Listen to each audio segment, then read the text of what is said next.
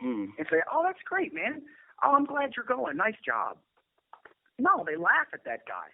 And they go, oh, well, okay, and it's not a neutral. It's not that we've even necessarily just kind of stopped talking about it or downplayed it. I think we ridicule the guy who's a committed father, or the guy who gets off the fast track of corporate growth because it's pulling his family apart. We say that guy doesn't see the big picture and isn't committed.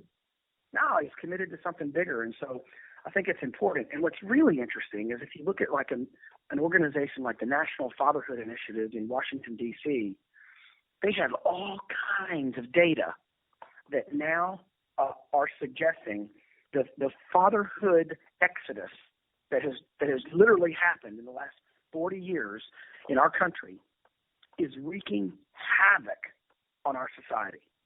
It is things like teen pregnancy, drug use, violent crimes, school dropout, obesity, poverty.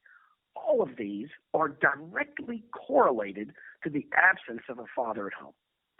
And so we want to do two things with Manhood Journey. We want to pull those fathers back into the equation and get them in the chair of intentionally discipling their own kids and not abdicating that responsibility.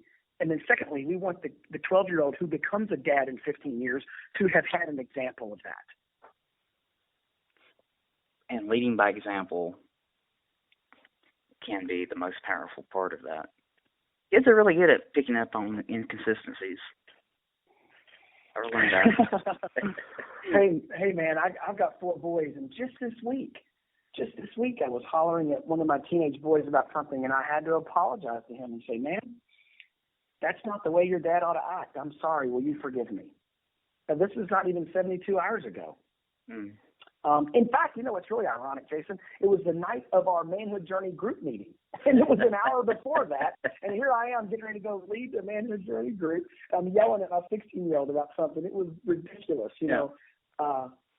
But the point is, I don't try to live as a father who is perfect.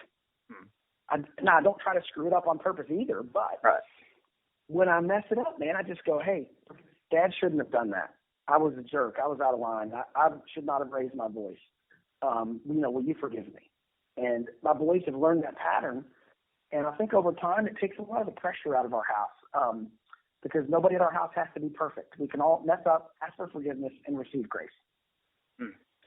Amen. I had one other question, and now I cannot, for the life of me, think of what it was.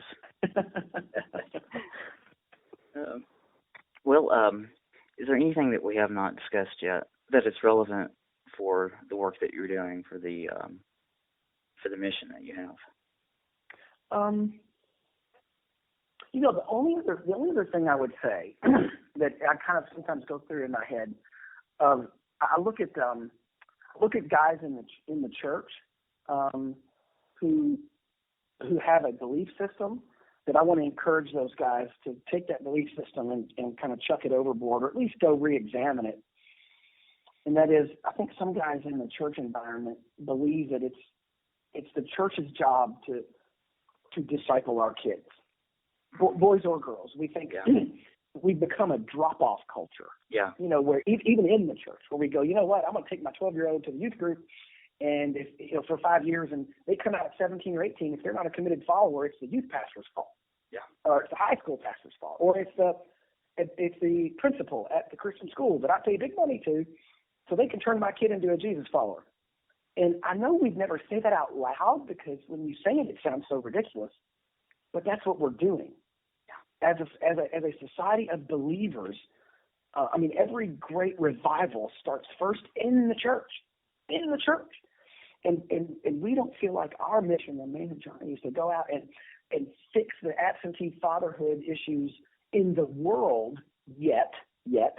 We think our issue is to get dads inside the church taking their God-ordained responsibility of discipling their own kids super seriously, and we just think the ripple effects will be incalculable over time. And so the word to the guy in the church is, man, don't be a drop-off dad. I've taken my kids all kinds of places. They do sports at church. They go to youth group. My kid plays in the worship band. I get it. I love dropping them off to do things at church. However, I'm not dropping them off because it's the place where they're going to get some discipling. I'm dropping them off because it's the place where they're going to serve because they're already being discipled at home. And not just by me and my wife. My wife's an amazing, intentional, godly discipler of the young men in her house. So it's like I take a lot of this credit, or I may get a lot of credit for this, but my wife's an amazing, intentional, godly woman who's discipling those young men, and so I get to reap the benefits of that. Well, I think it goes without saying that your book is ideal for small groups at churches, for whether it's the home-based small group or whatever, or an ad hoc home group. Where do they get it? Where do they get a copy of that? From the website?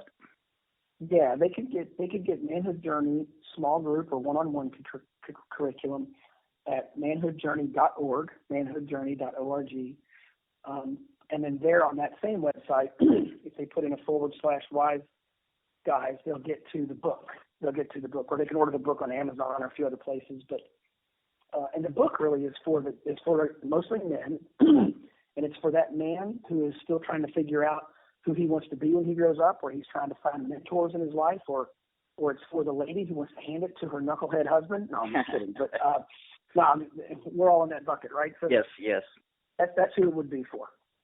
Okay, excellent. Well, Kent, I've really enjoyed talking to you. Jason, it's my pleasure, man. Look forward to putting this podcast out and these stories. And again, I'll find you on social media and tag you with that, and also let your publicist know. That'd be awesome, dude. And God bless you guys for adopting the teenager. Do you have other kids? No, that's it. You're a brave soul, brother. Brave soul. Brave and feeling right now like, what did I do? Well, that's the definition of brave, right? Getting yourself into a situation where you think, oh my goodness, how did I get here? Yes. So God bless you, dude. I'm sure it will work out, and it'll be for your and your wife's sanctification as well, but I'm sure you're playing a key role in this young person's life. Well, I hope so. Well, Kent, thank you so much, and have a blessed day. You too, man. See you, Jason. Bye. That's all the time for today. Just for clarification, toward the end of the interview, Kent referenced my family situation.